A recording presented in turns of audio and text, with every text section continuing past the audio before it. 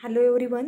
In today's video lecture, we will discuss about next practical experiment. In that experiment number 20, 21 and 22. आता हे तिन्ही experiment एकत्र घेण्याचं कारण असं की तिन्ही एक्सपेरिमेंटना ऑब्झर्वेशन टेबल, कन्सेप्ट्स, प्रोसिजर सगळं सेम आहे. फक्त तुम्हाला सॅम्पल वेगवेगळ्या प्रकारची दिली जातील आणि ती सॅम्पल 3 असतील. आता ते तीन कंपाऊंड दिले जातील तुम्हाला. 3 एक्सपेरिमेंट वेगवेगळे कंडक्ट करणार आहोत ॲक्च्युअल परफॉर्मन्समध्ये. पण तुम्हाला स्टडी करत असताना किंवा जर्नलमध्ये लिहित असताना ते सोपं जावं ह्याच्यासाठी एक्सपेरिमेंट नंबर 20, 21 अँड 22 एकत्र घेणार आहे. आता आपल्या एक्सपेरिमेंटचं एम काय आहे तर to detect abnormal constituents in given sample of urine by qualitative test. हेच एम तुमच्या एक्सपेरिमेंट नंबर 20 साठी पण तेच आहे. मी एकदा रीड करून दाखवते तुम्हाला. To detect abnormal constituents in given sample of urine by qualitative test sample number 2. Then experiment number 20 साठी जे एम आहे ते आहे to detect abnormal constituents in given sample of urine by qualitative test sample number 3. असे तुमचे 3 experiment हे as it is same असणार आहेत. Experiment number 20, 21 and 22. आता ह्याच्यामध्ये तुम्हाला काय करायचं आहे तर जसे आपण क्वालिटेटिव्ह टेस्ट केल्या आधीच्या एक्सपेरिमेंटसाठी, कार्बोहायड्रेटसाठी, प्रोटीनसाठी, अमायनो ॲसिडसाठी, तशाच तुम्हाला क्वालिटेटिव्ह टेस्ट ह्या युरिन सॅम्पलवरती करायचे आहेत. सो प्रायर कन्सेप्ट काय आहेत एक्सपेरिमेंटच्या तर the constituents which are not present in normal urine are excreted in urine. Such a constituents are abnormal constituents. Constituents which are not present in normal urine are excreted in urine. Such a constituent are abnormal constituents. In new concepts in that proposition, pathological urine in which urine contains essential of body. Urine which contains essential of body like glucose, proteins, ketone bodies, बाईल salt, बाईल pigments and blood. आता ह्या कंपाऊंडपैकी तुम्हाला काय केले जाणार compound 3 दिले जाणार. एक असणार ग्लुकोज, प्रोटीन, कीटोन बॉडीज, बाईल सॉल्ट, बाईल पिगमेंट अँड ब्लड. ह्याच्यापैकी तुम्हाला काय करायचं आहे कोणतं सॅम्पल तुम्हाला एक्सपेरिमेंटसाठी दिलेलं आहे ते तुम्हाला काय करायचं आहे क्वालिटेटिव्ह टेस्टने आयडेंटिफाय करायचं आहे. Then abnormal constituents in that sugar, protein, ketone bodies, bile salt, bile pigment and blood. Significant diseases. Sugar glucose साठी ग्लायकोशुयुरिया, प्रोटीनमध्ये प्रोटीनोयुरिया, कीटोन बॉडीजमध्ये केटोनोयुरिया, बाईल सॉल्टमध्ये जॉन्डिक्स, बाईल पिगमेंटमध्ये हिपॅटायटिस, देन ब्लडमध्ये हिमॅच्युरिया. ॲबनॉर्मल कन्स्टिट्युएंट्स जर युरिनमध्ये प्रेझेंट असतील तर तुम्हाला कोणत्या प्रकारचे डिसीज आहेत हे तुम्हाला इथे सांगितलेलं आहे. ॲबनॉर्मल कन्स्टिट्युएंट शुगर जर असेल तर ग्लायकोशुयुरिया, प्रोटीन प्रेझेंट असेल तर protein urea,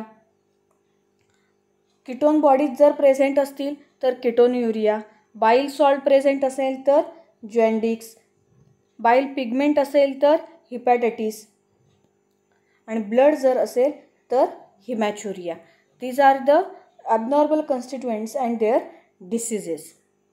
Then learning objectives in that to understand concept of detection of abnormal constituents of urine, to understand identification test of abnormal constituents of urine, then ability to add proper volume of reagent, then ability to observe color produced in test. हे काय तुमचे learning objectives आहेत.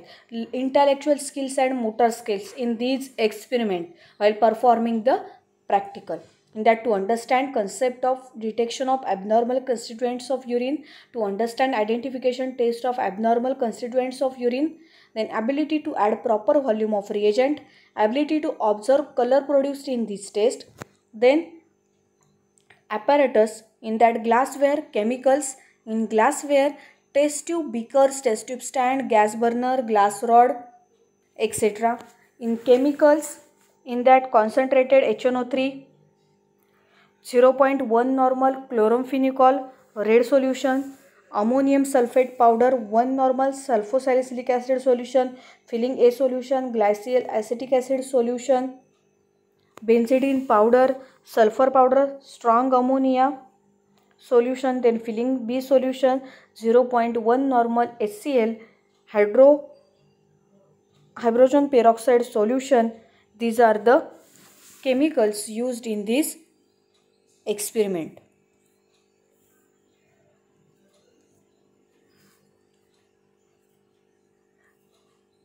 Then stepwise procedure while performing the experiment number 20, 21 and 22. Table for performing test on urine sample with a reagent. Use urine sample as a original solution. Perform following test on given urine sample and interpret as mentioned in following table. तुम्हाला qualitative टेस्टला जसे observation table दिले जात होते तसेच ह्या युरिनच्या qualitative टेस्टसाठी सुद्धा observation table दिलेला आहे. Physical properties, in that volume, color, odor and pH. These are the physical properties. Table for performing test on urine sample with reagent.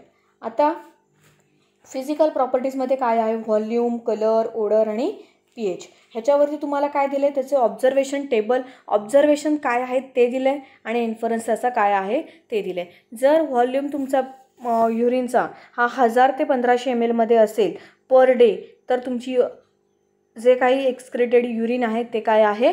Normal आहे. पण जर 1500 पेक्षा तुमची युरिन आउटपुट जास्त असेल म्हणजे 1500 ml पेक्षा जास्त युरिन तुम्हाला दिवसाला होत असेल तर polyuria may be due to more water intake, less perspiration, high protein diet, diuretic substance like alcohol, coffee, tea, disease state like diabetes insipidus. Then less than 1000 ml per day, then may be due to hard physical work, fever, dehydration, vomiting, diarrhea, acute nephritis. Then no urine, जर तुम्हाला युरिनला व्यवस्थित होत नसेल किंवा होतच नसेल तर anuria due to acute renal insufficiency. Then colour, हे झालं व्हॉल्यूमचं. नेक्स्ट आहे colour. Colour observe within 16 minutes. Observe within 16 minutes. Pale yellow, that is normal due to presence of urochrome pigment. Then marked yellow, that is normal due to decreased urine output. Light yellow, that is slightly yellow. Then pale yellow, that is seen after heavy meals, जास्त जेवणानंतर. Then yellowish green brown, that is abnormal, indicates condition like jaundice. Then reddish, abnormal due to hematuria. Dirty bluish, abnormal like cholera and typhus. Milky, abnormal like in pyuria or caluria, disperse and fat respectively. Then brown color, that is abnormal precipitates of ureate and phosphate. Then odor, peculiar or aromatic, it is normal. Then unpleasant aromatic due to various drug metabolites and microbial decomposition. Then pH 6 to 7.5, that is normal. Acidic below 6, normally seen after high meat diet or abnormally seen in acidosis. In alkaline above 8, that is abnormally seen in alkalosis. These are the physical properties. And then table for performing test on urine sample with reagent. Then abnormal constituents. Abnormal constituents आपण 19व्या एक्सपेरिमेंटमध्ये बघितलेले आहेत. Abnormal constituents कोणकोणते आहेत? In that calcium, bicarbonates, phosphates, chloride, sulphate, ammonia. These are the inorganic substances. In that analysis of urine for abnormal constituents, in that test for proteins, that is albumin and globulin. In that sulfosalicylic acid test 3 ml of clear urine plus sulfosalicylic acid drop by drop, then white PPT appears, then albumin is present. Then Hiller's nitric acid ring test, in that 3 ml of concentrated HNO3 plus add from side of test tube dropwise urine, while ring at the junction of two fluids, that is albumin is confirmed. This test for proteins. Then third test, in that heat coagulation test, 3 ml of urine plus 2 drops of chloramphenicol red, adjust the pH faint pink color by adding 1% NO2CO3, then boil for 2 minutes, add 5 drops of acetic acid, then turbidity of or precipitate, then albumin is confirmed. Turbidity remains after adding 5 drops of acetic acid, then albumin is confirmed. Then test for sugar, in that glucose आपल्याला काय करायचं, test for sugar. डायबिटीजच्या test कशा केल्या जातात, तर Benedict test आणि Fehling test. Benedict test 5 ml of urine plus 5 ml of Benedict's reagent, boil for 2 minutes and cool. Green PPT, yellow PPT and red PPT. When green PPT observed, then glucose present 1%. Yellow PPT, then glucose present in 2%. Red PPT, glucose present more than 2%. Then for Benedict test is test for sugar. Then next one test for sugar is filling test. In that 2 ml of filling solution A plus 2 ml of filling solution B, boil for few minutes, add 2 to 3 ml of urine, boil again. Then red or yellow PPT appears, then glucose is confirmed. Then test for ketones. In that 5 ml of urine sample, test for ketones is also called as Rothera's test. In that 5 ml of urine plus solid NH4 to SO4 to saturate it completely, plus 2 drops of sodium nitroprusside solution plus 2 ml of strong ammonia solution from sides of test tube, wait for 10 minutes. Then permanganate color develops, then ketones like acetone is present. He झाली test for ketones. Then next test for bile salt, bile pigment and test for blood. In that test for bile salts, 5 ml of urine in beaker, sprinkle sublime sulfur powder on surface, then observe powder sinks to bottom, then bile salt are present. Powder floats on surface, then bile salts is present. Then test for bile pigments. In that Gimlin's test and nitric acid test for bile pigments. In that Gimlin's test, 10 ml of urine plus 2 to 3 drops of dilute HCl, filter it through paper, allow it to dry, put a drop of concentrated HNO3 at the apex of the paper. Then coloration on paper in following order: green, blue, violet and yellowish red seen. Then fine play of colors, that is bile pigments are present. Then nitric acid test. In that 3 ml of concentrated nitric acid, add urine slowly from side of test tube.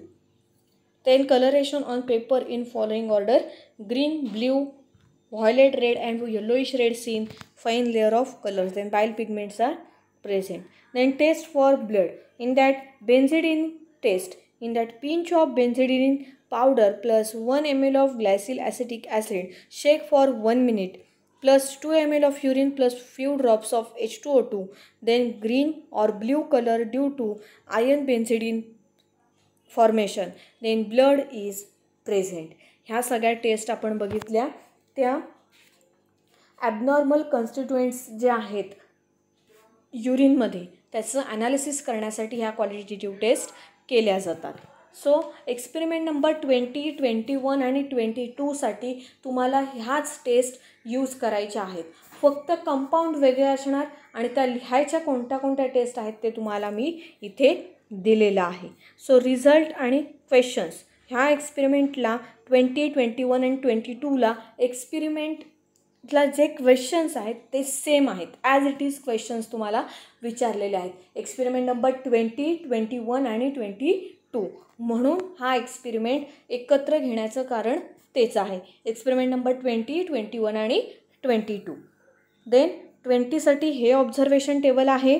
Experiment number 20 इथे लिहिलेलं आहे, प्रत्येक ठिकाणी explanation हे दिलेलं आहे.